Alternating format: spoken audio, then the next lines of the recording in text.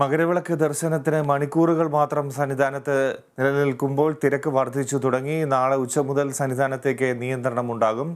തീർത്ഥാടകർ വിരിവയ്ക്കുന്ന സ്ഥലങ്ങളിൽ പോലീസ് നിരീക്ഷണത്തിൽ. ശബരിമല സന്നിധാനത്തു നിന്നും ഡി ബിനോയ് തയ്യാറാക്കിയ റിപ്പോർട്ട് കാണാം.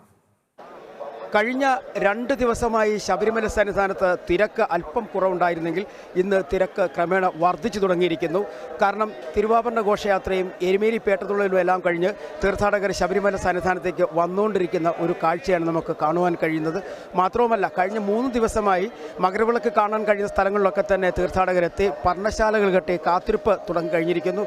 ഏറ്റവും കൂടുതൽ തീർത്ഥാടകരെത്തിയിരിക്കുന്നത് ശബരിമല സന്നിധാനത്തെ വിവിധ സ്ഥലങ്ങളിലാണ്. ക്ഷേത്രത്തിന് സമീപമായി മകരവിളക്ക് കാണാൻ കഴിയുന്ന മേഖലകളെല്ലാം തന്നെ തീർത്ഥാടകർ ചെറിയ ചെറിയ പർണശാലകൾ തീർത്ത് കാത്തിരിപ്പ് തുടങ്ങിക്കഴിഞ്ഞിരിക്കുന്നു. ഇനിയുള്ള മണിക്കൂറുകളിൽ ദർശനത്തിനെത്തുന്ന തീർത്ഥാടകരിൽ നല്ലൊരു ശതമാനവും സന്നിധാനത്ത് തങ്ങുന്ന പതിവാണുള്ളത്. ഇവർ തിരിച്ച് മടങ്ങിപ്പോകാറില്ല.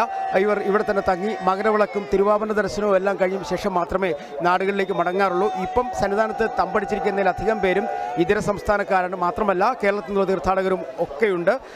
അതുപോലെ ഈ തിരക്ക് കണക്കിലെടുത്ത് ഓരോ സ്ഥലങ്ങളിലും തങ്ങാൻ കഴിയുന്ന തീർത്ഥാടകർക്ക് എത്ര എണ്ണം എന്നുള്ള ഒരു ലിസ്റ്റ് തയ്യാറാക്കിയിട്ടുണ്ട്. അതിൽ കൂടുതൽ തീർത്ഥാടകരെ ആ സ്ഥലത്ത് പ്രവേശിപ്പിക്കത്തില്ല. കാരണം തിരക്കിൽ നിയന്ത്രണം നഷ്ടപ്പെട്ട് എന്തെങ്കിലും അപകട സാധ്യതയ്ക്കുള്ള വഴിവെക്കാൻ കാരണമാകും. അതുകൊണ്ട് തന്നെ അത്തരത്തിൽ ഓരോ സ്ഥലത്തും കൃത്യമായ എത്ര ആളുകൾ ഉൾക്കൊള്ളാൻ കഴിയും അത്ര ആളുകളെ മാത്രമേ ഉൾക്കൊള്ളിക്കുകയുള്ളൂ. അത്തരത്തിലുള്ള ക്രമീകരണങ്ങളാണ് പോലീസ് ഏർപ്പെടുത്തിയിരിക്കുന്നത്. മാത്രമല്ല, ശബരിമല സന്നിധാനത്ത് തിരക്ക് നിയന്ത്രിക്കുന്നതിന് 3 SP-മാർ കൂടി പുതുതായി ചുമതലയേറ്റിട്ടുണ്ട്. അത് വിവിധ സെക്ടറുകളായി തിരിച്ചാണ് ഇവർക്ക് ചുമതല കൊടുത്തിരിക്കുന്നത്.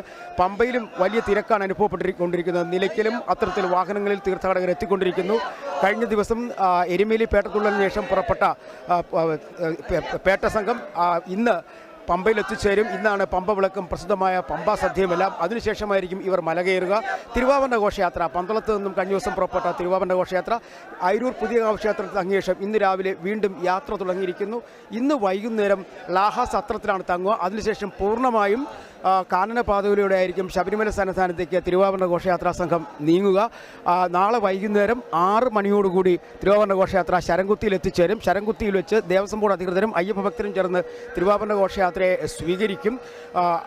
അതാണ് പ്രധാന ചടങ്ങ്. അതിനുശേഷം 6:30-ക്കാണ് ദീപാരാധനയ്ക്ക് ശേഷം പൊന്നമ്പലമെട്ടിൽ മകരവിളക്ക് തെളിയുകയും ചെയ്യും. ഇപ്രാവശ്യം മകരസംക്രമ പൂജയ്ക്കും സംക്രമാഭിഷേകത്തിനും ഒരു പ്രത്യേകത കൂടിയുണ്ട്. മകരവിളക്ക് ദർശനം കഴിഞ്ഞ് 8:30-ക്കും 9-നും ഇടയ്ക്ക്, അതായത് 8:45-നാണ് സംക്രമ പൂജയും സംക്രമാഭിഷേകവും. ശബരിമല സന്നിധാനത്തു നിന്നും സജി തറയിലിനൊപ്പം D Binoy, Kerala Vision news.